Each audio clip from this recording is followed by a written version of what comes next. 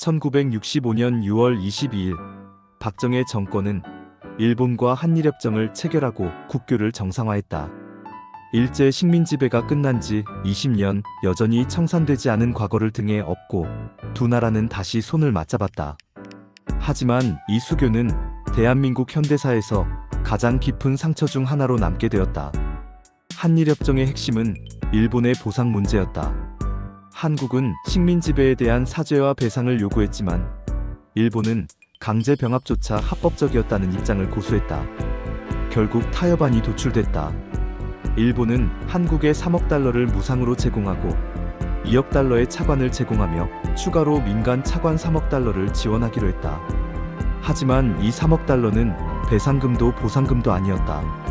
명목은 독립축하금이었다. 독립을 축하한다며 돈을 주겠다는 것, 식민지배에 대한 책임을 공식적으로 부정한 것이었다.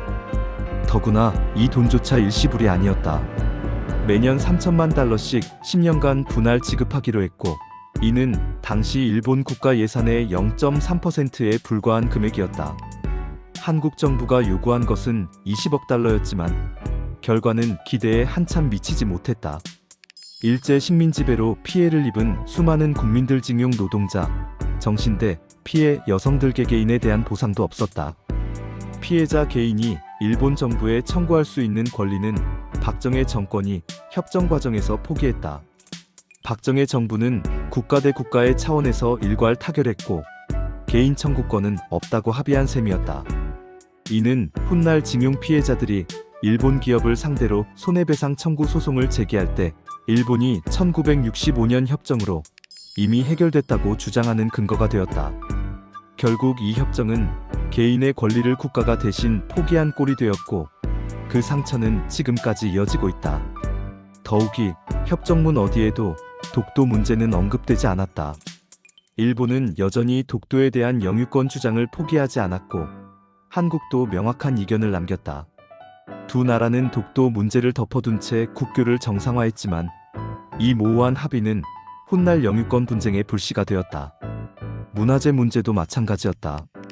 일제강점기 동안 수탈당해 일본으로 넘어간 수많은 문화재의 반환 문제는 협정에서 제대로 다뤄지지 않았다. 일본은 적법하게 취득한 것이라 주장했고 한국은 이를 끝내 밀어붙이지 못했다. 제일동포 문제 역시 마찬가지였다. 강제 연행되어 일본에 남게 된 한인들에 대한 법적 지위나 처우 개선 문제도 제대로 협상되지 않았다. 그들은 여전히 일본 사회에서 무국적자나 다름없는 취급을 받아야 했다.